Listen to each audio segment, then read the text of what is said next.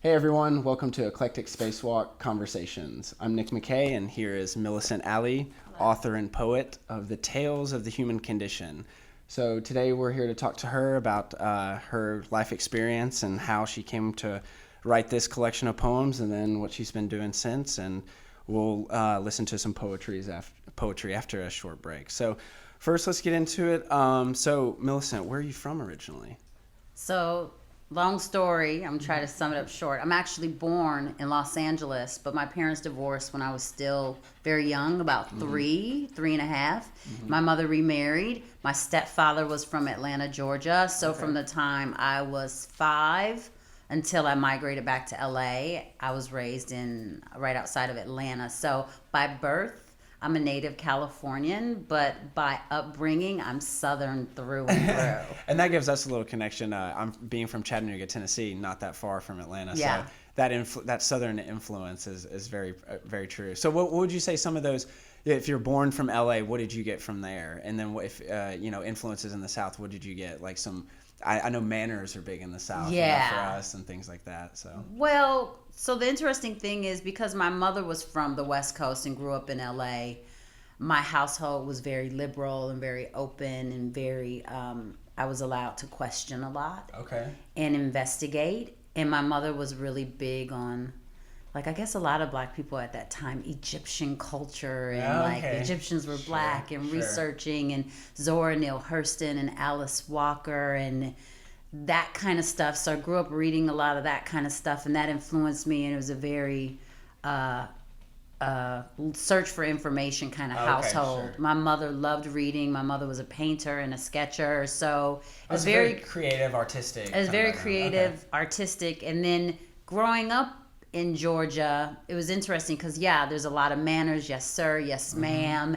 And you grow up in this kind of almost unflexible kind of it's not rigid, that's not the word I'm looking for, but there's very structured of a way you're supposed to behave and present yourself. And as a lady, you never go out without lipstick, and you always look your best and dress nice, and you go to church on Sunday, which when I would come to LA and visit, nobody followed it like that. People are just like living life in their t-shirts and flip-flops out here. So what age group, give us kind of an age range. So if you're born in LA, up until what age? 5. Okay, 5. And then I've had very little memories of LA. My memories of LA are when my mother would ship me off for the summers to come stay with my grandparents out just here. Like random kind of memories. Just the summers. And then actually for a little while, I think my mom and my stepfather were having marital problems, and I actually stayed with my grandparents for a whole year. When I was in 5th grade, I was 10, and I went to CES, Center for Enriched Studies. Oh, okay. So, for 1 year. Okay. Yeah. So a little bit of back and forth between Georgia and LA. I always say, though, I'm so happy I grew up in Georgia. So then take us after that. Then age group or age kind of, where do you move? How old were you?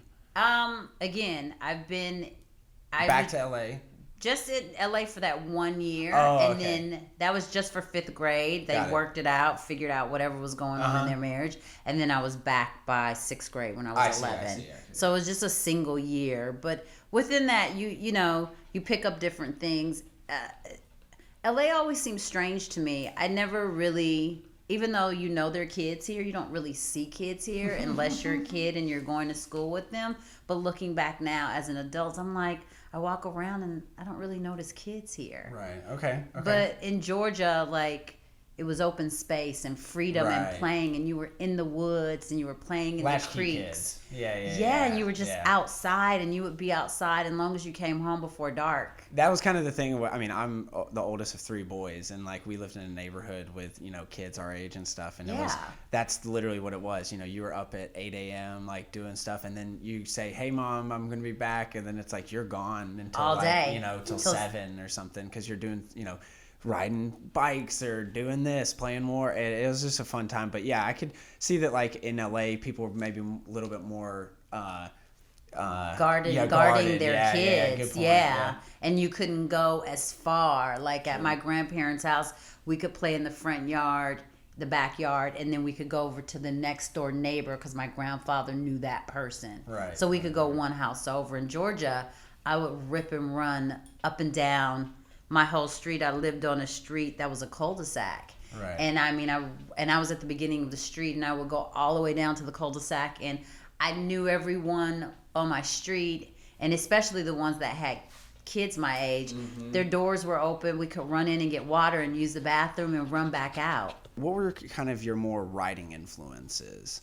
So, like I said, my mother was a writer and a painter and a sketcher. So she was this closeted writer that never got to really fulfill her passion. She probably should have been a writer, but she had me really young, and so then she had to work. Oh, okay. And she became a cosmetologist. But she always wrote. So my earliest memories of writing are my mother. She was working on a novel, and I remember being about 7, maybe 8. And there was no one else for her to read her stuff to. Oh. So she would grab me in the bed and she would read me chapters. And then she would ask me, what did I think? Who did I like? Who could I keep up with as far as like the story of the character? What stood out for me? Mm-hmm. And those were my first memories of really thinking about characters and story and writing, was sitting in the bed next to my mom, hearing chapters from her book. And from that point on, I loved storytelling because I could disappear and go someplace else, even though I was sitting there in a room with my mom. Mm-hmm. It took me to another world that I could see so vividly in my mind. And so that was the first real thing that triggered something in me. And from there, I started writing little tiny doodles, little tiny, like, couple of words here and there. And really something coming into my being. I think I was around 12 when I really started like formulating poems. Right. And then so from that, was your mother very encouraging in that regard, or did you maybe have a teacher that kind of pushed you along in that, like in those type of influences, or was it kind of more self-made of this is what you just wanted to kind of? It was just self-made. My mother didn't know. My mother just only found out recently that I wrote poetry, or that I even write. It wasn't something I ever shared with her. She kind of planted this seed in me, and I kind of just quietly did it. It was a way for me, when I was an only child, so it was a way for me to deal with sadness or heartbreak or unhappiness with my life and the world that I saw, or anything that was going on with me. It was my way of releasing it and not letting it sit and fester within myself.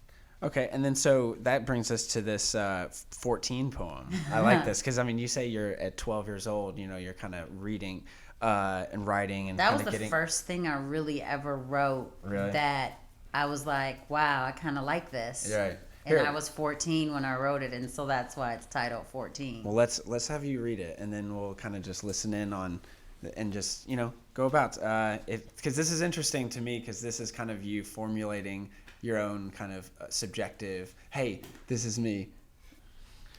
My name is Millicent Rachel Ally. I am a member of the human race. I observe and participate in this life, finding it a cold, cruel world, but is the world as I was born into it.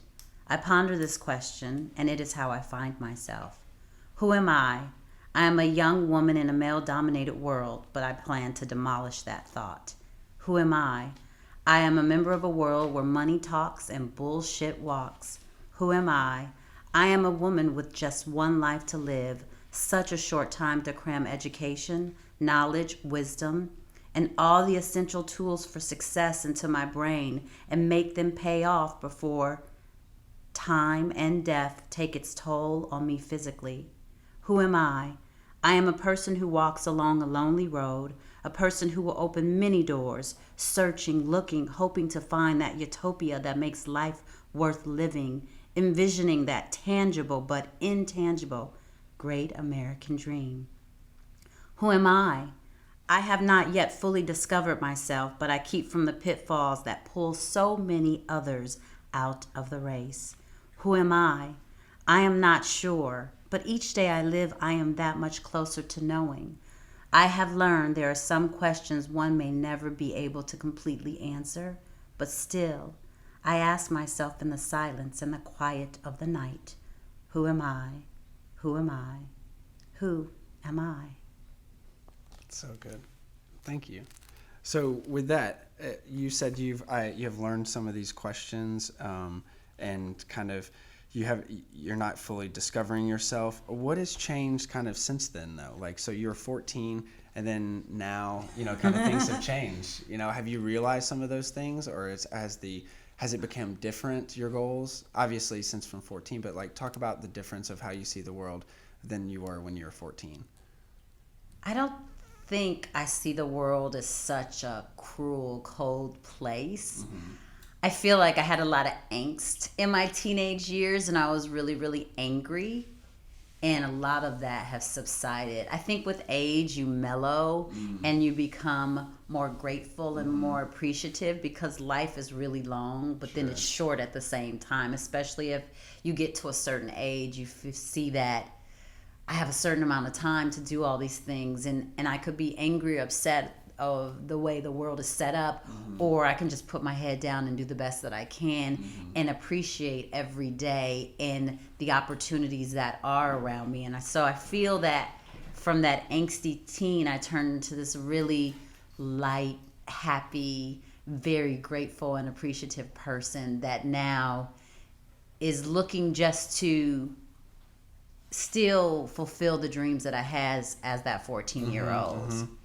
I mean, one of the big things that I've seen in a lot of this is we'll go to life, so basically Tales of the Human Condition. I love that because we really don't understand what this human condition is. Like, we're a biological creature, and I think you've mentioned it. It's like we're more of a spiritual creature inside of a biological a fleshly shell. Yeah, exactly. Yeah. So in that, I think that there's a duality of sorts that you kind of talk about in their first pillar of life, in that a compendium of variety and varying states of awareness. Existence is both a personal matter and one of awareness. Existence is both a personal matter and one which encompasses the entirety of mankind. Yeah. And so it's like you said, you saw it one way when you were 14. You've kind of come with some maturity on this side. So, I mean, do you really see it as more of that duality of a feedback loop now? I mean, because there's some aspects that are cruel, obviously, but it seems like you've been cultured and mature enough to then see them for what they're worth. It's life.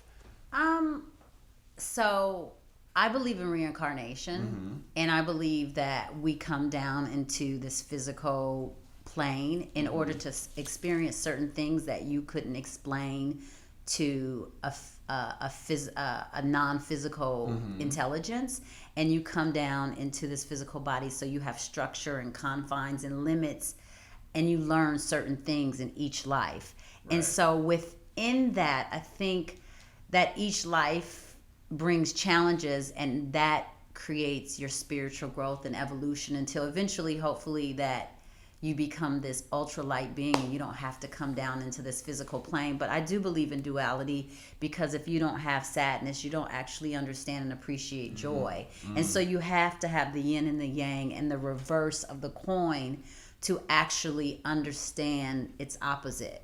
Right. And that's interesting, because you mentioned kind of rebirth, and there's a lot of homages in here to rebirth. Of you've gone through struggles, and then you kind of use those struggles as fuel to then become a new person. Yeah, to push you forward, to propel you to something better than what you saw, hopefully, or better than what you've experienced. Right. And then I think there's one, when you find it, that you kind of mention it even more. Yeah. So here in the third section, introspection. So it's your death, rebirth of ego. So by acknowledging my character flaws and accepting my own shortcomings with love, forgiveness, and a willing to change, I improve my humanity. So, you really... That's a hard one. I talk about that quite a bit because, I grew up in a household where you had to be perfect. My mother was no nonsense, and you had to do all your work, and you had to get good grades, and you had to be that old school value of seen and not heard. Okay. So it was very much, you couldn't cause any problems. And so you get into this thing, and even today I deal and cope with trying to be perfect. And I know there's no such thing as perfection, but sometimes no room for error, and that's a really hard way to live, and it doesn't let you be that forgiving on yourself, let alone other people. So it's been something that I've worked on, and I'm more forgiving with other people than I am even on myself. I beat myself up so much to the point. So yeah, it's part of my own personal internal struggle that I still deal with, thinking that I have to be perfect for someone to love me. I have to be perfect for this. I have to, like, all these things that I know, I understand intellectually they're not true, but somewhere deep down inside of me, it was banged into me, and I have to work against that. Sure. And I mean, we're all learning and growing in that specific thing, that like, we're unlearning biases from like our parents, culture, history, like, environments. You're poured into up until a certain age, and then you become 18, and then you're like out into the world, and then you have to decipher that, well, all that stuff I learned wasn't necessarily true. And what do I want to keep? What serves me and what doesn't serve me? And hopefully I let go of the things that don't serve me, and I only keep the things that actually help me to become the me that I want to be. Right. And then it's going back to the, not the just duality, but then also perfection, as you said in your introduction in the last pillar, if you will, of God. Suddenly I understood that whatever I write is perfect. Perfection exists in everything said and unsaid because all exist in God. The duality exists simultaneously with that which is complete, perfect, and whole. So that kind of sums up, both of those things, because, you went out to try and write about God. Did I write that? Yeah, exactly. Well, you went to go try and do something to talk about infinity. And I mean, how hard is that as a writer to try and encompass something so large? But at the same time, as you rightly put, after long kind of introspection, you come to the point, well, whatever I write is perfect, Yeah. 'Cause it's my truth. Exactly. Yeah. It's, we're just all works in progress. And I'm literally, sometimes I hear my stuff and I'm like, did I write that? I'm like thinking out loud. This is a way for me to work out the stuff that's going on with me internally. And so, yeah, these are the thoughts that I'm having because I was an only child. I never had anyone to distract me from me. So I was constantly analyzing myself and looking at me. Right. And then within that, being alone also makes you start thinking and questioning the things so you look at yourself, and then you start looking at everything else around you, trying to make sense of it. And so then I was constantly questioning outside of me too, because I didn't have a brother and sister to distract. Like, I would go over to other people's houses and people were getting hit and Mom, so-and-so a lot of external factors. Yeah, a lot of things to distract you. And so I had all this time by myself just to sit and be. Right. And like I said, my mother, I was a latchkey kid before the term was even coined. I was letting myself in and out the house in the 3rd grade. See, that's so interesting, because like I'm the oldest of 3 boys, and it's the opposite. Like, there's only external factors, and then it's been a real trying to do internal work and work on that, because all my time spent with myself is great, and it's working on it, but it's like that's not what I was doing at all growing up. It was all just sports and hanging out with your brothers and friends and this and that. It's totally the opposite for me. I was in a room reading books. My mother was an avid reader, so I told you she was giving me books. Robert Louis Stevenson poetry books. And then she also tried to find, there was this author, I can't remember her last name, but her first name was Millicent, because I used to hate my name when I was little. I was like, everybody makes fun of me, nobody has this name. And I'm like a little black girl named Millicent. Like, there's no black girls in Georgia named Millicent. People are like, oh, when people would say they knew someone with my name, it was like their great-great-grandmother, older white woman named Millicent, or their great aunt. And so, like, being in a black city, they would make fun of my name. Oh yeah, my grandmother's her first name, her real name was Opal. Ooh. And it's like that's old. Old. My name is from that era. My name is from like Gertrude and Mildred and that kind of era of those old turn of the century names that just kind of died out. I love my name now, but yeah. So yeah, it was hard. Okay, so let's so we'll talk about like exactly what you were kind of going through when you wrote this. So like let's go to Tales of the Human Condition. Set the stage for kind of what you were going through in life, what was going on, like internal and external. Because as you said, like it seems like you work on yourself a lot, but then as well, like obviously there's external factors that Yeah, happen. life happens, and you're like working and Yeah, so to set us a stage. So it's really strange how Tales of the Human Condition came about, because I never really shared or talked about that I wrote poetry to anyone. It was a very quiet, personal thing that I did, and it was like me going to the therapist. So it was a very cathartic thing? It was a very cathartic thing, me going to the therapist. And whenever I generally write when I'm sad, poetry that is. I generally write poetry when I'm sad, pondering, questioning, or confused. Sure, okay. I don't necessarily write poetry when I'm happy. When you're happy, you're just happy. You're out and you're living your life. You're doing things. And so this is like when you're your come to Jesus moment, and you need to figure some stuff out and work some things out for yourself. That's what writing poetry was and is for me. So I think this started in 2008, maybe 9-ish, and I had a friend, and I went to Agape, and he was just a friend. He actually wrote the beginning of the book, for Mr. Schwartz. Yep. And we would talk about stuff and just share things, and then somehow or another, I started reading some of my poems to him, and he was like, wow, this is really good. Yeah, right? And then I was just like, oh, okay, that's nice. And then I would share something else. I was kind of like, what do you think about this? And so it got to be a thing where I shared some stuff with him. And then I had this other woman in my life that I shared some stuff with, Regine Vavasseur. She's another kind of mentor friend in my life. And I shared some stuff with her. And they both kind of at the same time told me that I should put my poetry together and do something with it. And I was like, really? I was kind of like, seriously? And she was like, yeah, you should really. And he's like, yeah, you should really do something. He's like, if you do something, I'll write the forward for you and write something nice. It's like, I really think it's good. And I was like, okay.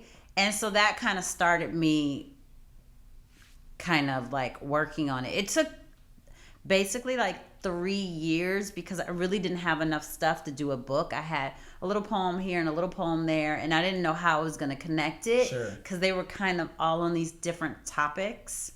And it took you, and some of these poems are years old, right? Yeah. You're kind of picking and choosing and then writing as it comes and experiencing life. Exactly. So I had some of it, but some of it I had to write. So then it was another 1.5 2 years of writing, because the first version of it, I still have the first version of it. I gave it to Greg to look at.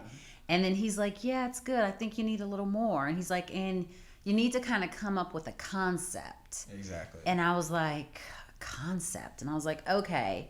And so when I started looking at the poems, I put them on the floor, and I was just starting to see what were they about. And then these categories kept coming up.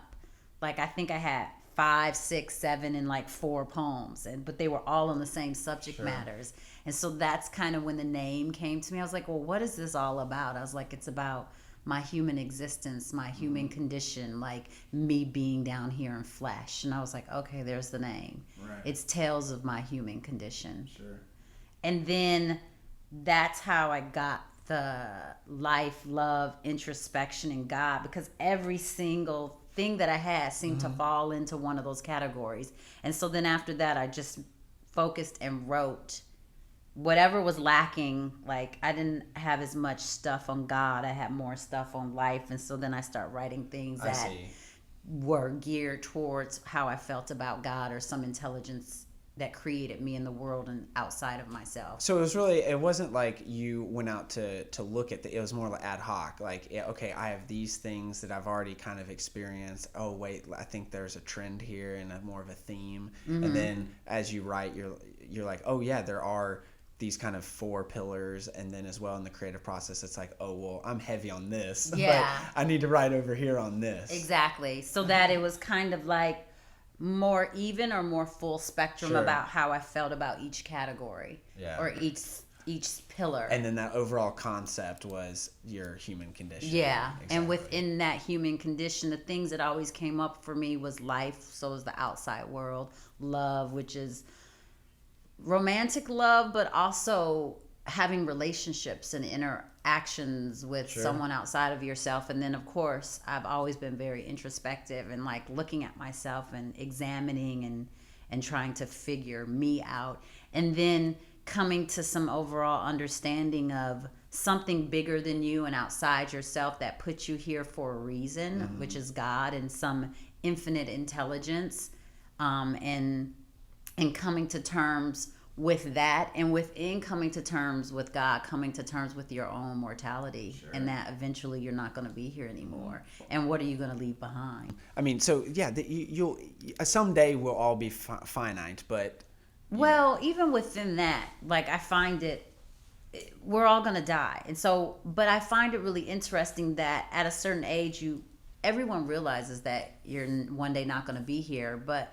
people get so sad and so emotional over death. And I've never been one of those people when someone passes that I get like people weeping and moaning and going through all this stuff. It seems so illogical to me. Like, you understand that part of this life and getting to be here means one day you're not, and you make room for someone else to come and be here and take this space and have an experience. And if you love someone and got to spend time with them in this earthly plane, well, isn't that the gift? And so why would you be sad about them going on to someplace else? And so I'm not one of these sad, weepy people about death. And so I find it interesting because it just seems like, well, you know I'm going to die, right? You know you're going to die, right? Well, I mean, it's not to say that they haven't thought enough about it, or maybe they're insecure about it, but like one of my favorite things, as you mentioned, it's like that's something that everyone literally goes through. Like you have to deal with your own mortality. I think one of my favorite philosophers, Alan Watts, says he's like, children do this, kind of thing of what would it be like to then have, to go to sleep and never wake up. Like what is that going to be like? And then he posits it around on the opposite and says, okay, well, what was it like when you basically woke up without having gone to sleep? And that's when you were born. And it's like, when you flip it around like that, it's just a thing that just happens. And or maybe it's some type of experience that was the only thing that was similar, which is the opposite, which is birth. And so it's just very interesting to see how, your entire life kind of dictates on how you look at your own mortality. Yeah. I mean, I think my mortality is, it drives me to push me to like hit certain marks or targets. I don't know how good I've been doing on that. But try we must. But, it pushes me to fight and to not give up and to keep pushing myself harder and harder to do the things that I want to do. Again, I have fears like anyone else, and, but you keep taking steps in the direction of where you want to go. Well, so tell us, then we'll go back to okay, so you bring all this, it's been a 3-year kind of project. It kind of is, spurred on by people that believe in you, and then you yourself, but then you publish it.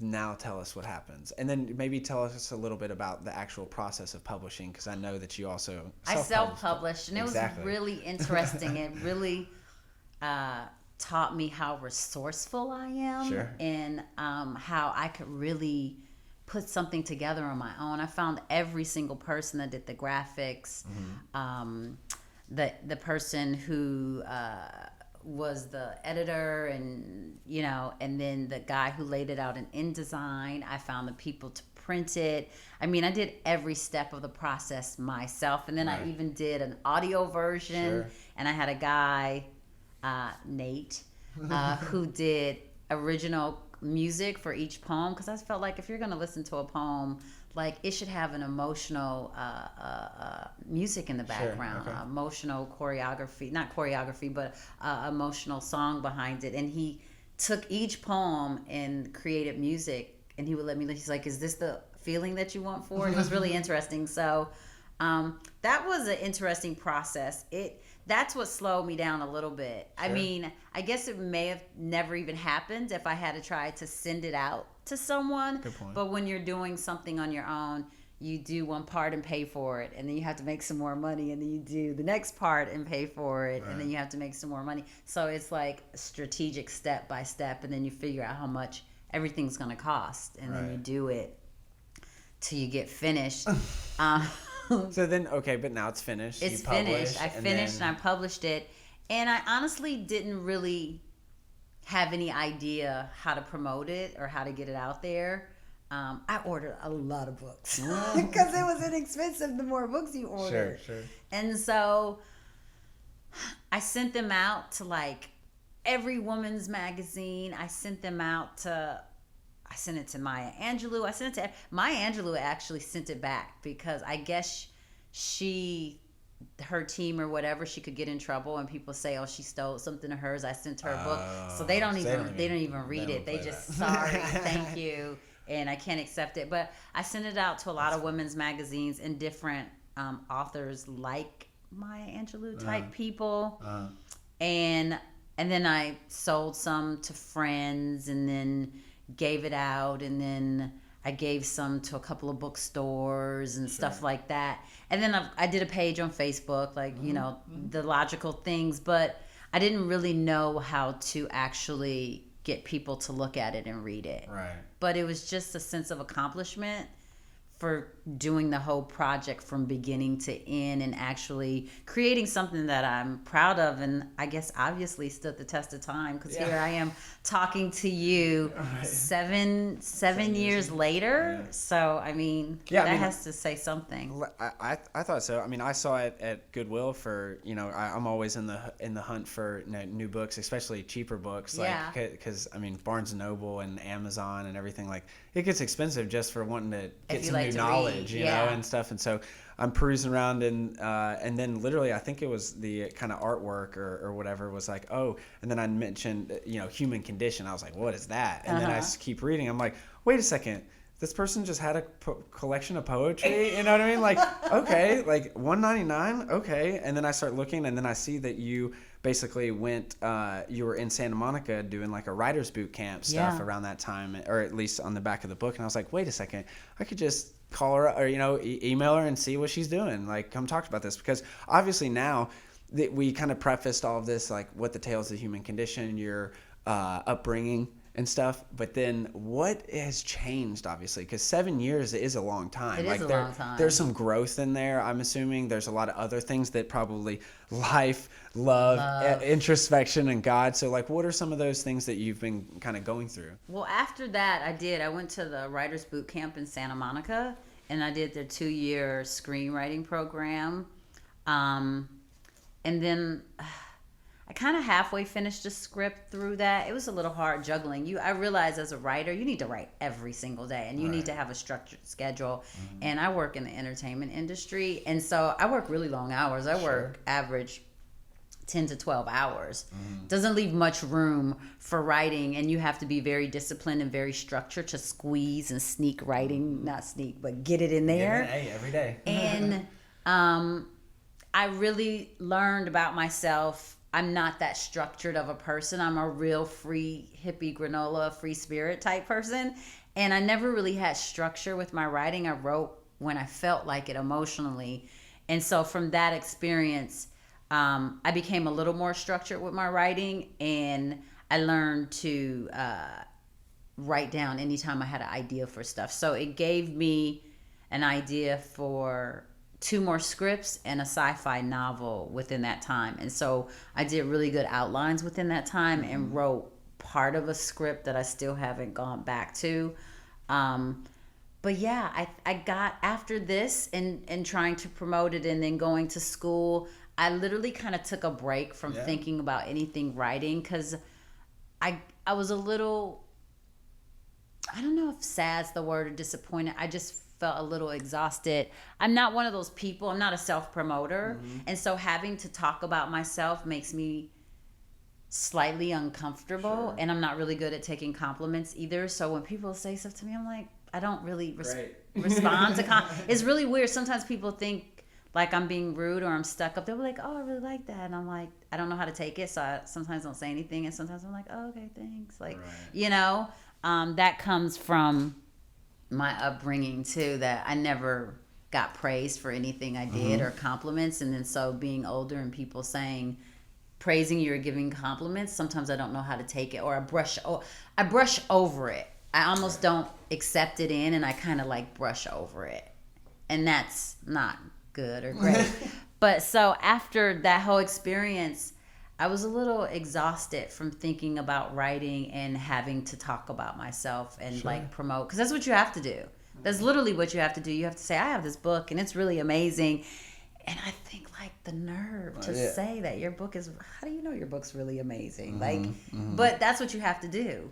Yeah, and then other people then say, yeah, your book's really good, you know? So I'm not really that great at that. I'm getting better at that. And so I didn't really have much success with it. And it kind of made me slightly fearful of writing and doing the next stuff that I had ideas for that I thought might be really good. Right. Well, I mean, we'll do everything to kind of shout it out and do things like that and link it, etc. For in the show notes and stuff. So that's definitely not a problem. But one of the things I wanted to talk to you about is like, so now in 2019, the Tales of the Human Condition. So we started off with the 4 pillars of life, love, introspection, and God. So would you, in 2019, keep those same 4? Would you add 1 or 2, 3? Would you subtract maybe 1 and change it to another? I mean, or would you kind of just... Those are absolutely my pillars. Okay. When I go into my mind and in my quiet space of who I am, I'm thinking about life, which is the world around me. I'm thinking about constantly getting better as a person and being the best version of myself that I can be. So that's introspection. The love life has fallen off quite a bit, or, you know, that part of romantic love, I haven't had time to really deal with that, but it's still in my heart that, you know, I would like to get married and have intimacy with another human being and connect on a deeper level. That's always permeating my mind and resonating. Well, love. I mean, that's one of your biggest things that you talk about. Yeah. You know? And then God is always going to be there. So, and spirituality and having some understanding of why I chose to come down in this body in this time and choose to be Millicent Ally in this time and space, in this place in history in the world. So that's always going to be relevant to me and be turning, trying to make sense of all of this. Right. Well, so then we'll wrap up this first part. We're going to take a short break here in a second. But basically, then this is my podcast, or my website is called Eclectic Spacewalk. So it's literally, you know, eclectic. If you take that down, that's a broad and diverse range of philosophies of how you see the world. And then spacewalk is obviously from someone, you know, imagine yourself on the International Space Station looking down, and even better, on the moon looking down at Earth. So you're, you know, spacewalking. So it's a broad range of philosophies from the out view of, you know, the God perspective almost in that fourth wall. So what I'm going to basically ask in all of the next podcasts and our conversations, you know, series is, if you really were kind of say at that level, imagine yourself at the, you know, International Space Station or the moon, and then literally the world is looking at you, what would you say? What would you have to, would it be something of, you know, gratitude, or would it be something of, you know, the future? What would Millicent Ally say? Because like you said, you've kind of become, you're the outlet of the eternal, if you will, you know, because your subjective experience is yours and yours alone. So what would you say to kind of the world, if you will? I would say we're more alike than different, and we get caught up on the external of our physicality to separate us. And in doing that makes us not see the whole world in the connectedness that we are. And it separates us and creates this division. And I feel like as human beings, we haven't learned from our history and our past, and we're still fighting over the same things that we've been fighting over since the dawn of man, and it's halting our progress from us being the super beings that we could actually be. And even on a bigger scale of something that's happening right now, it's scary that we're still infighting with each other on the planet over resources and who looks like what and who has access to this. And then if we really don't get it together, we're going to cause our own extinction, and we will not have a planet to live on, and we will not even be here, because Mother Nature will wipe us out and take us off the face of the earth, and then we won't even be able to fight between each other anymore because we won't be here. Yeah, no, I that resonates to the brand of Eclectic Spacewalk right on, because I mean, that cooperation and kind of the community aspect of really getting beyond what we've been doing for time immemorial. Like, it has to stop, and if it's not, then like you said, we're digging our own graves. We're digging our own graves. I mean, just like the dinosaurs, Mother Nature will wipe us off the face of the earth, and we'll be a distant memory. I don't know who will remember us if we're not here anymore. And it's like, will any of this have matter? All the money, all the buildings, all the things that we strive for to achieve. Will any of this matter if there's no one here to remember it? It's a very good point, but then also you would have to say that's exactly why, like, space exploration and other things of, like, things past Earth of, like, so for instance the Voyager spacecrafts, like, that's the only things that are in space that are, you know, basically going out of the solar system that have any mark of humanity. You know what I mean? And taking it's like, what we've done out, and just in case there's somebody else out there. We were here. This is our music. These are our books. Yeah. But at the end of the day, you wonder. Yeah, we're sending that information out, but will it even resonate with whoever else is out there? No. It's that question that you can't even answer. Mm-hmm. It's a question that you pose, but there's no answer to it. It's levels. You know, again, like to get out of, say, the Milky Way galaxy and then to the other galaxies around, it's like there's just levels of, or scales of magnitude, you know, and it just, but in all of that thing, the infinity of sorts can, like, as you said, kind of be pushed through our own subjective kind of see how we see this reality, like, because mine is my own, yours is your own, and everyone else's, but at the same time, if we don't kind of get together, then who knows what history looks like, or history tells us what it looks like. There you go. Look very good. History has shown us that if we don't get it together, it's not going to be a very bright future. Cool. So we're going to come back here in a couple minutes after a short break for Millicent going to read us some poetry. So we'll be back. Thanks. Hey everyone, welcome back to Eclectic Spacewalk Conversations. I'm here with Millicent Ally, author and poet. So we just went back through her background and how this came to be, but now we're just going to listen to some poetry from her. So take it away. Okay, Sunday. We conversed about me being inspired from above. Yes, it is true, but I'm also moved by lust and love, the carnal desires of the flesh, the pleasures of this body's experience. Happily, I invited him in. He politely peeled away the layers, having foreplay with my mind. He was possessed of himself, always in control, even in my midst. A mental shield covered the passion submerged, bubbling underneath the surface. It was my freedom he yearned for, so I allowed him to kiss it. From my freedom he rose, it dripped from his lips. Through my garden he plundered, leaving me with a newfound feeling of wonder. My match, perhaps, he knew the art of tantalizing the thoughts, an astute discerner. He had the gift to view deeply.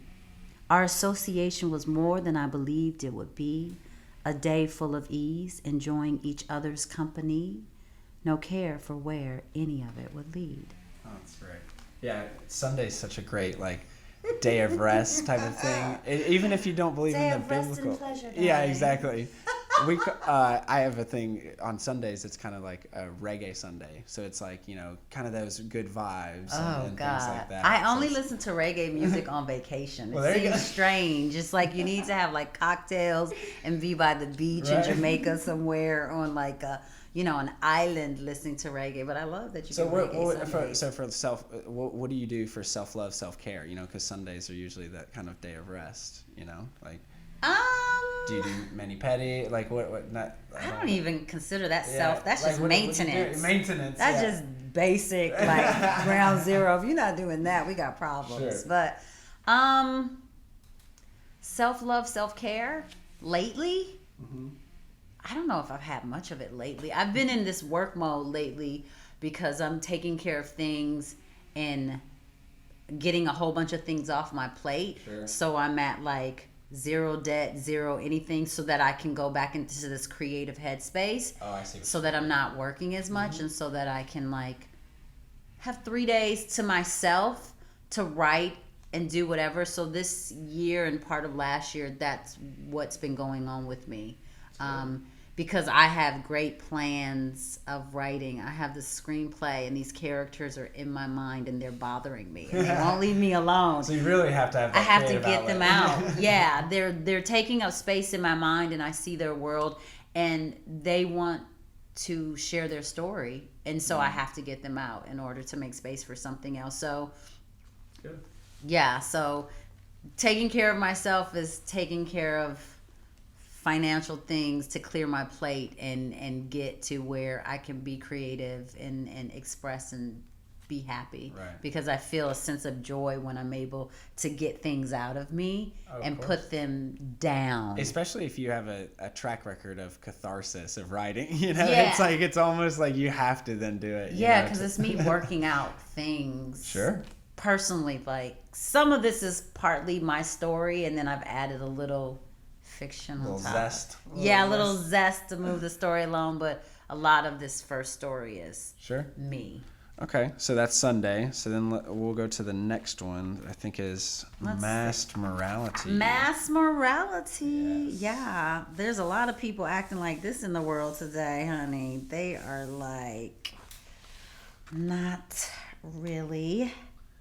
Yeah, this is 2019. And this is super poignant. This is super poignant as to yeah. what's going on in the world today. Totally. I mean, you see these people in your life all the time, but you know, it's different when you see them like running the world and stuff, Absolutely. and then that's really scary.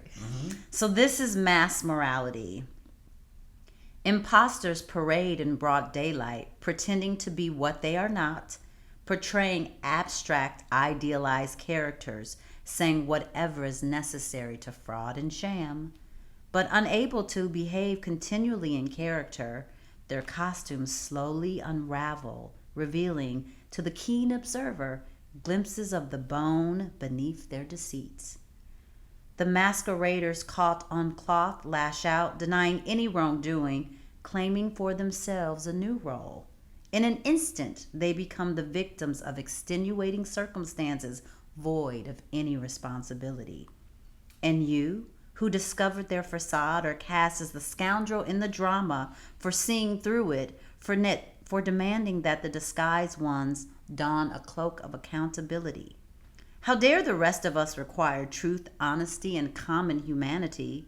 Is not life challenging enough without those in our sanctum ascribing to betrayal, conspiring against us? Their cross is not mine to bear, only witness. Therefore I bless them. Keeping my mind focused and upright, I arrive at the only conclusion I can. I must forgive them as I want to be forgiven, because in truth, they understand not what they do. And that last line, they understand not what they do. I mean, that's obviously an homage to the biblical thing of Jesus on the cross saying to, hey, forgive them, Lord, for, you know, they do not know what they do. Yeah. And it's like that. I mean, obviously that area of forgiveness comes in, but what would you say, like, what comes to your mind right now when you think mass morality? Is it like persons? Is it groups? Or is it just like kind of an indifference to, you know, kind of the bullshit of life? Because like you were saying it's all encompassing. Yeah, It's the bullshit of life. It's what's going on in America. It's how we haven't dealt with this country and its history. That's a good point. Yeah. And it's personal. You see people like this in your life, and this is how they're living their life, and you're like, fuck, how are you functioning? How are you getting by in this world? Like, who is dealing with you? Because I see these people coming, and I have a good BS radar, and I like go the other direction. I don't have drama like people like this. This was more of me seeing people from a distance acting like this. Actually, let me take that back. I've had a few drama people like this in my life, but when I was younger, and then this is now seeing those drama people from a distance heading my way and knowing how to avoid them. Right. But this is also just basically with our leadership in the country. That's what I was going to kind of point to as politicians, because it's like the red states and things like that. They're one thing, they say they're pro-life in one area, and then they're not. They're killing people and giving you the Doesn't death make penalty. sense. Yeah. So it's like when you're in the room and you can't speak for yourself, we care. And then as soon as we bring you into this world and we put you into these circumstances, then when you make mistakes, we're not going to try to rehabilitate you. We're going to just take your life. But human life means so much, but it doesn't mean anything once you get here and you're a fully formed adult. So it doesn't make any sense. My friend who is more conservative he explained it to me, and I was like, I get how the explanation it goes. It still doesn't make any sense. Right. If life is valuable, it's valuable from birth to death. For sure. It's not valuable in certain cases that you want to make it valuable. Can't pick and choose. You can't pick and choose. Again, but that's that mass morality of sorts, because it's like, oh, well, in this case, because we just do that, well, then it's okay. It's circumstantial. It's circumstantial morality. It's like in certain specific cases when this and this happens and all the things are formed just right. But tell me a little bit, so not to cut off, but then the poem right before that is Judas. And so that's a little bit of a different kind of thing, because Judas is, it comes up with circumstances. It was someone really close to you. Exactly. And so that is literally about a friend who was really close to me, and that's right. And then but that's different than mass morality, because it's almost like in a mass, you're literally going above and beyond. You know what I mean? Like, you're trying to deceive. Well, you're trying to fool a lot of people when it's mass morality. This is like someone being on a world stage, collectively lying to people. And Judas is about a single person lying and pretending to a single person.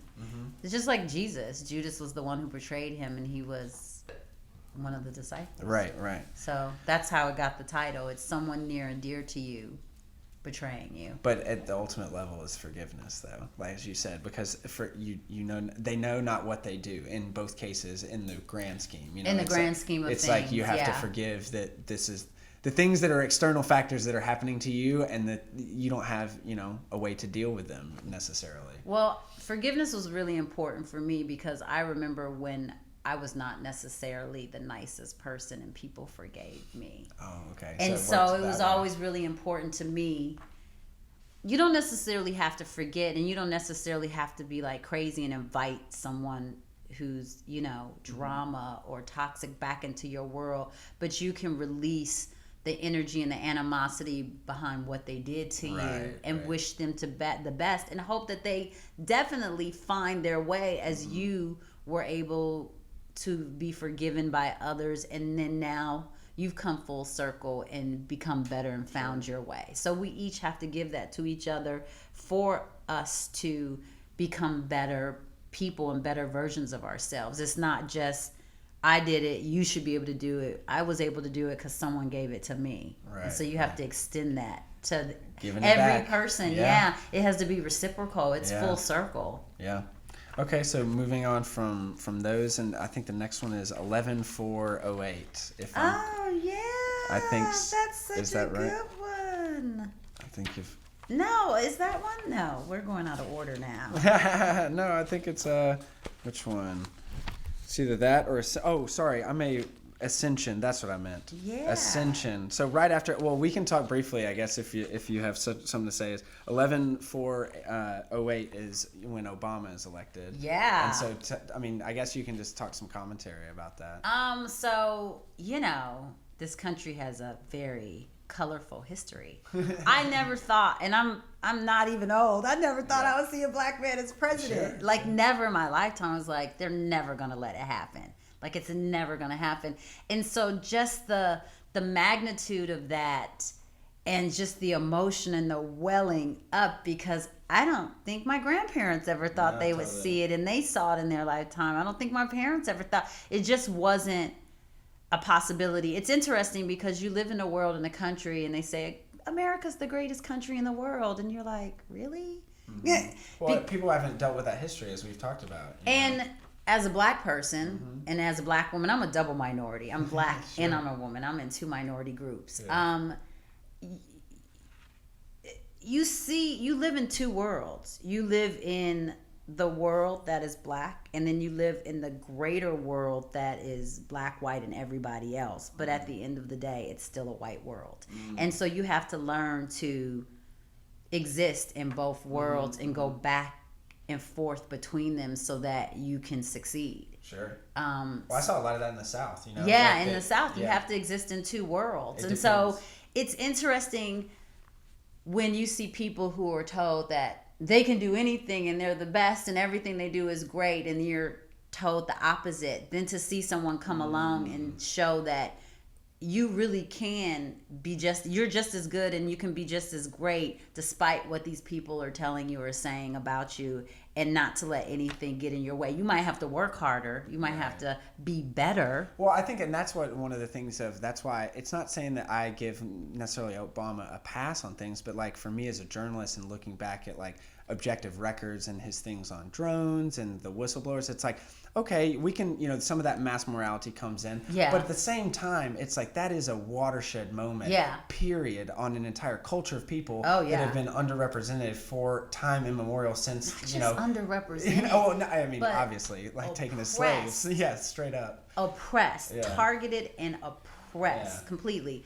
And the thing is, I don't agree with everything Obama did. As no one, I don't think should. You should. Logical, if you're logical, I don't agree with everything, and I don't think he was just amazing because he was black. But just the fact that he was able to rally people around him to come out and vote in those numbers, insane what he did. What he did, because during the first term, he brought people together. Well, that was a proof of concept almost of like, hey, we can actually get people out and voting and doing things against what we seem to be like the existing power structure of like white patriarchy and those kinds of and things. he got young kids out who were apathetic and who didn't care, who felt like they had been forgotten and nobody was listening to them, and they always underestimate the young people. Anytime there's really a movement and revolution, it's always the young people who get it started. But then they kind of write them off and act like they're not going to show up, they're not going to do anything, and then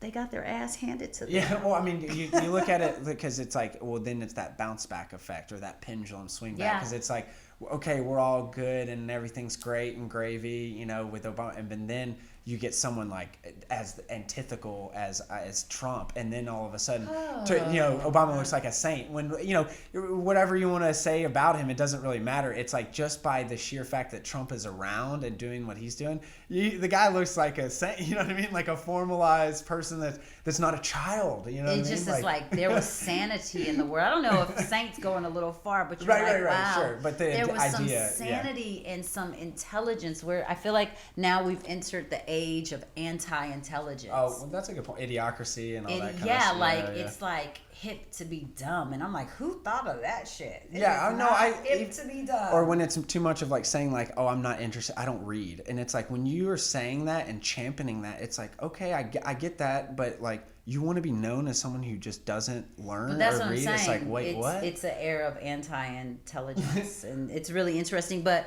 Obama represents so many things for black people or underrepresented people. And Trump is a product of the good old American history of swinging that pendulum, lashing back. Like they were so mad that a black man did this. And then they say he wasn't going to get elected again. And then he got elected again. It was another slap in their face. And so now they're basically strategically undoing every single thing that he did to try to wipe his legacy away, so to make like he didn't exist. And it's impossible to wipe him away because just like you said, the mere presence of Trump makes what happened before him even greater and even more paramount to our story. And if anything, Trump's going to get wiped away. Right. Hopefully, because people are going to want to forget this time. Hopefully it's that other bounce back. Of holy shit, when this you is go, ridiculous. Well, hindsight is 2020, and 10 or 15 years down the road, people are going to be so embarrassed, they're going to want to forget that this time in history ever happened. And I think that's already happening now when like you look at people who are like not from around here, like in other countries, they're already looking at us like, they think we're out of our freaking minds. When you go to other places, they think we're crazy. Right. So we've gotten done with that. Now this is the last poem of the life section. This is one of my favorite ones, and it's one of your shortest ones, but I think it'll kind of radiate through. So take it away. Ascension. The past is history. Uncertainty is the certain mystery. Within the mystery unfolds tremendous untold possibilities. For the unknown is our friend, having no beginning, having no end. So concise. Yeah, I think it's the shortest thing I've ever written. No, it's good because I think uncertainty and the unknown, it's something that we all have to deal with, just like we were talking about death before. It's almost random. You have to just deal with the things that you can't control, and Yeah, that's you a have to tough let pill go. to swallow, you know. It's hard to let go of, because as human beings we like to control and think we can manipulate, or not even to just influence things and hedge them our way, and that's not always true. Sometimes you just have to give over to what's happening around you and find something within that you can hold on And to. can't that be a form of catharsis too? Because you letting go, you're like letting go of those burdens and those kind of things that you want to get away with. Yeah, there's that old saying, let go and let God. It's like, whatever right. I can't, what's beyond my power, I have to let something greater than me kind of come in and trust in the process, or trust in the journey, and let things unfold as they are. Right.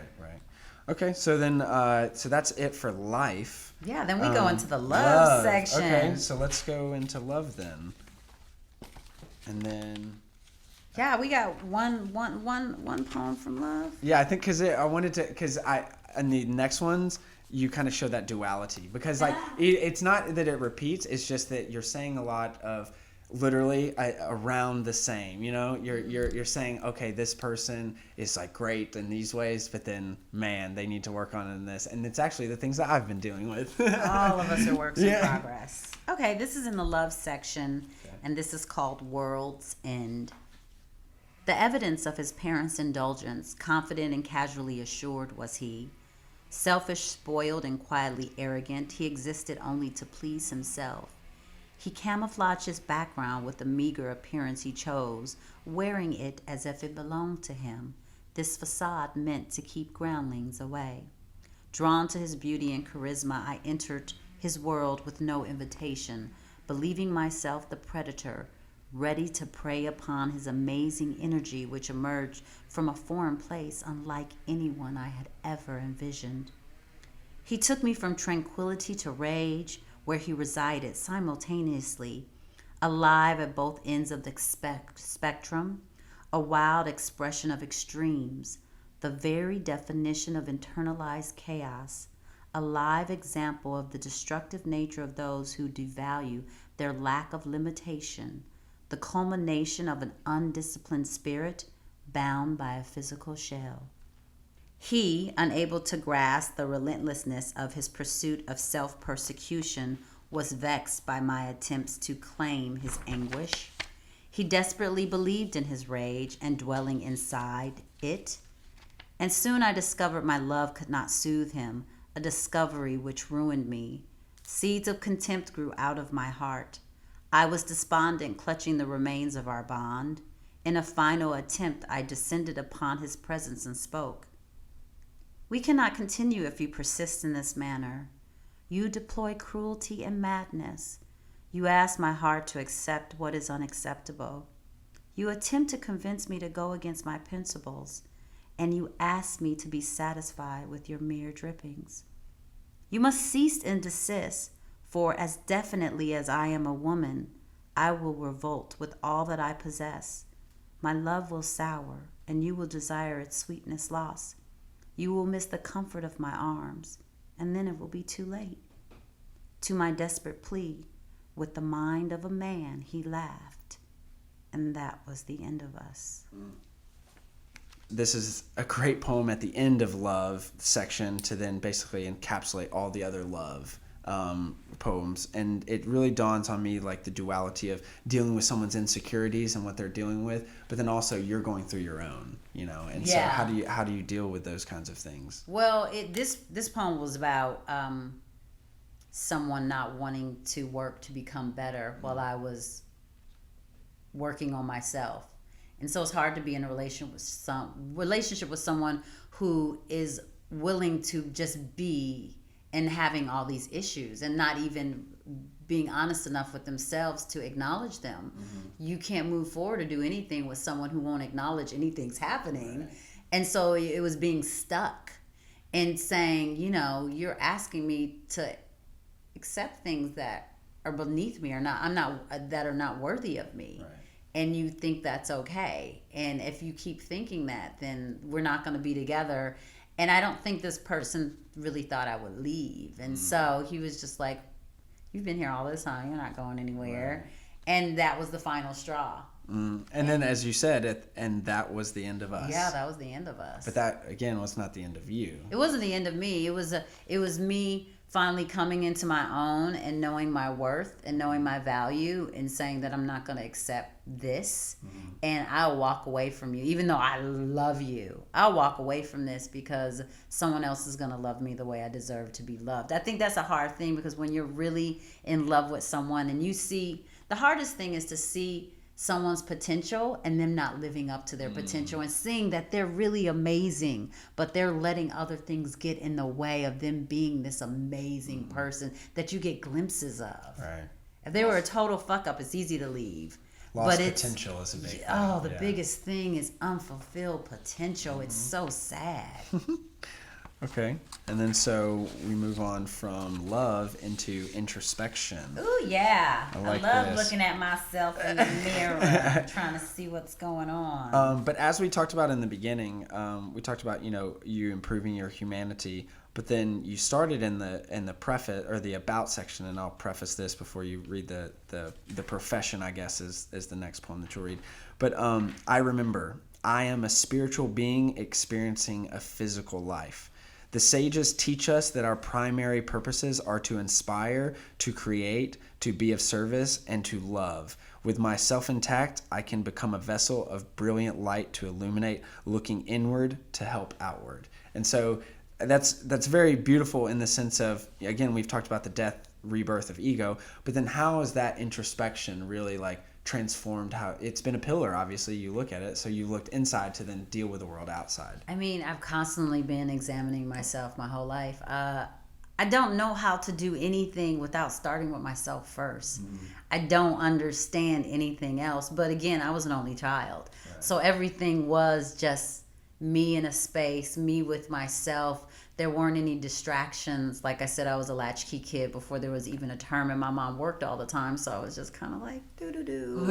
Hey, Millicent, what's going on with you? It was one of those things. So I was always looking internally to hopefully answer some questions about what was going on outside of me. Sure. And trying to see what I was contributing to creating my outside world, because they say it all starts with you. Your exterior is a reflection of your interior. Right.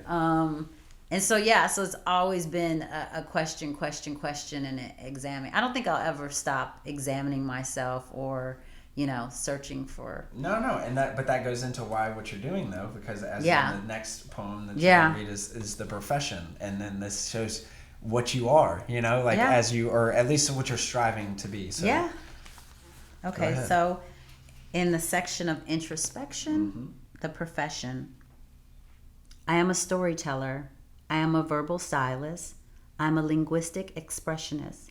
I am an urgent philosopher, highlighting, spotlighting, and enticing you with my perspective on the human condition and all its idiosyncrasies. I splatter my attentions on the page, display the beauty of thoughts and emotions. I capture the oddity of a single moment for you to see, and give you permission with my words to analyze your world and its juxtapositions as through the eyes of a stranger. Where you are afraid to venture, I find adventure, and from there I may pose the complex questions, perhaps make you think, thereby emancipating you, opening up your mind, becoming your mirror image. I am a poet, do you see? But I am more than that. I am a collector of life, data, and memories.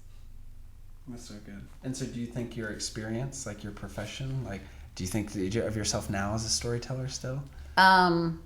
Yeah. I have to get over the hump of writing a longer story, of doing a screenplay or a book, which is on the list right now and in the works. But I'm definitely a storyteller. Even my friends are like, Millie, you tell such great stories. You should do one of these storytelling things. And I'm like, when I'm talking to friends, it's just coming out naturally. But I do think, even in my poems, my style is that of a narrator. It's of telling a story kind of above it and in it at the same like a time. conscientious observer. Yeah. You're just there, like fly on the wall. I'm Yeah. there. Even the style of how I write Sure. is kind of like that. I'm like telling a story for you to like see through my eyes and be like in my space. So yeah,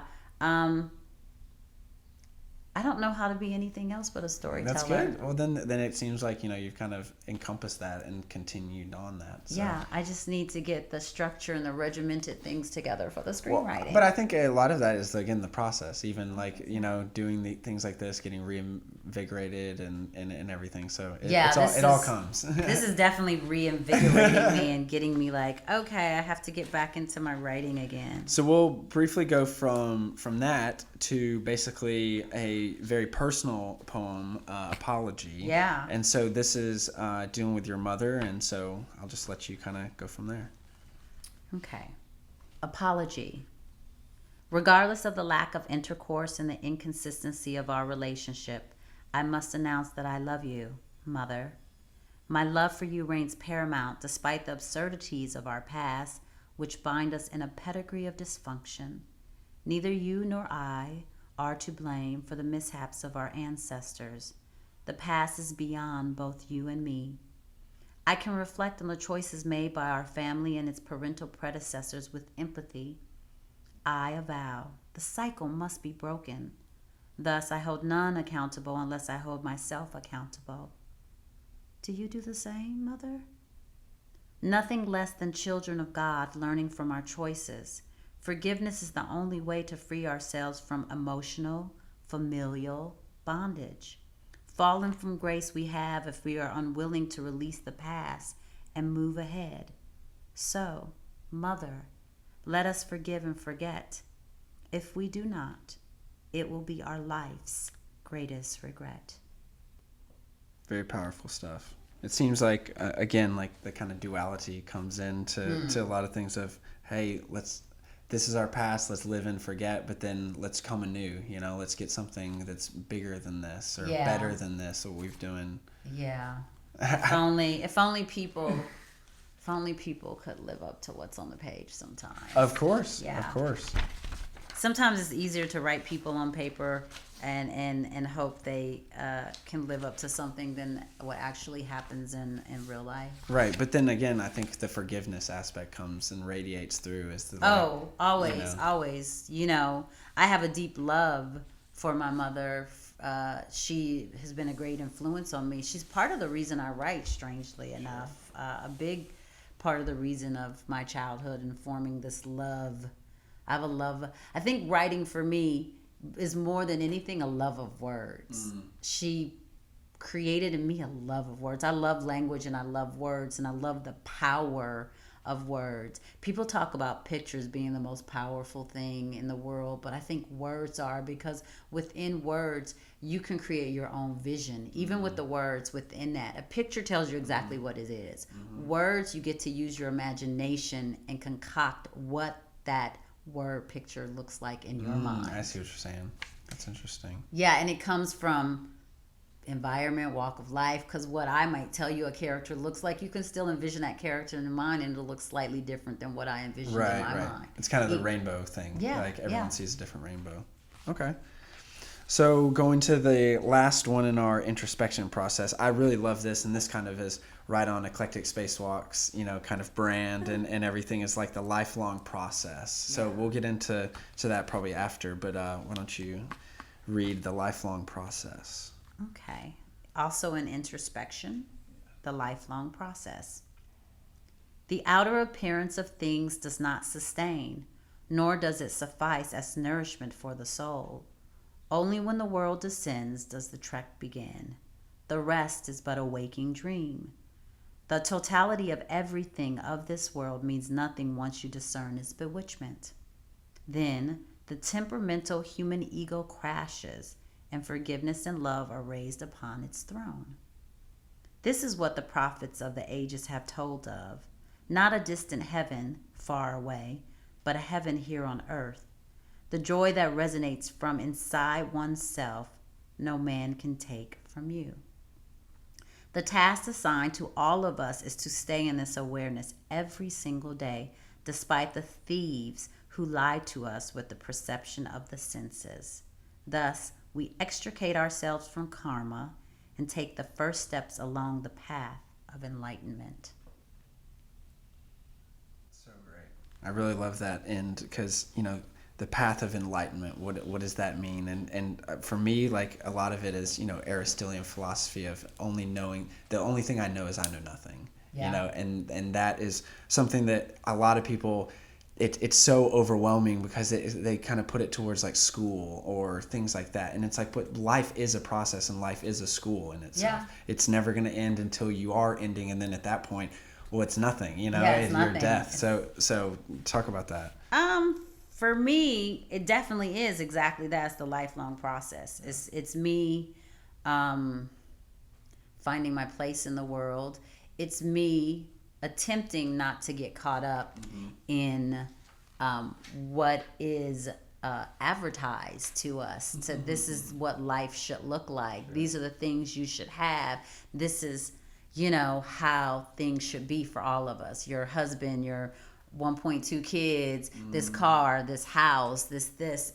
It's me trying to see past that and make my own path and my own journey that is deeply personal to me, that I don't have to follow what society tells us should happen at this point and this point and this point in my life, and living as authentically as I can, but also having some kind of a spiritual awareness in the living process, me being awake, so to speak, that this is a waking dream and that you can make of it whatever your mind can believe and create. Right. And then even if you get to that kind of low point, like as with the next poem we're going to go to in the section of God is Lazarus, and it's like that right there is such a biblical thing of, again, the rebirth of sorts, that someone is literally dead, and then there's this idea that you come back, and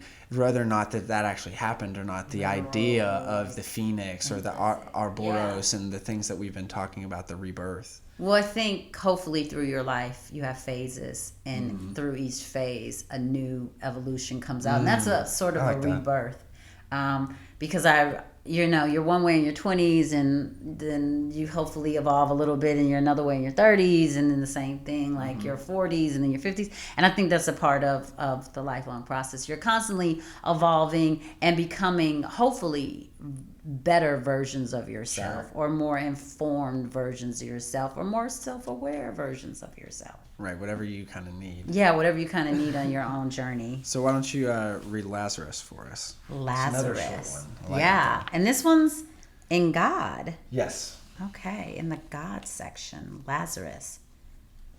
I entered into a solemn quarantine to awake from my life-lived slumber. I proceed into darkness to shut the bright world out.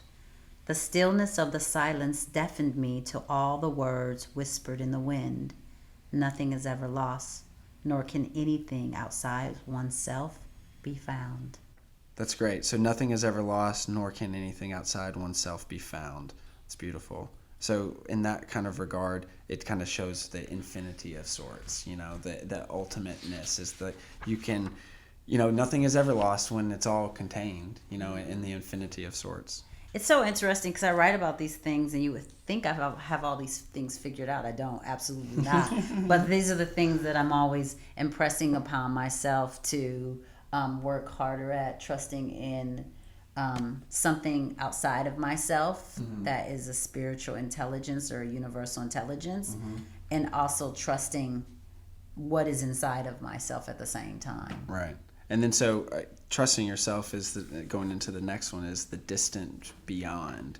This is another good short one that kind of talks about, again, the infinity of sorts, the greatest. Okay. Well, this is also in God. In God, yeah. It's about the spiritual place. The distant beyond. Spirit is the cradle from which we are born, the source of our origin, obscure and unknown. Incarnated into the physical, I tread across the ticking minutes, but Father Time is not truly yours nor mine. His sands slip through our hands, and the hourglass with the dissipation of a quiet storm until we yield to the paradoxical omega to which we must return. I like that. Father Time is not truly yours nor mine. That's beautiful because that's, again, harkens back to our mortality. Yeah, I'm always thinking about that. I was like, one day I'm going to be dead and this is going to be gone. Well, but then in some way, shape, or form, that kind of, I think, group psychologists have said that that's like the only reason why people propels you. Yeah, gets up in the morning to do anything. It propels you to do stuff. Yeah, it's like this ticking clock or the stopwatch. Right.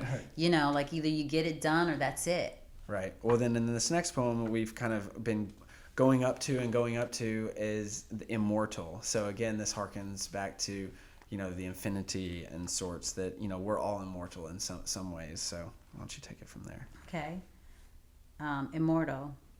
Tears I shed no more for this life and its ubiquitous continual passing. Death is but a changing of the guard.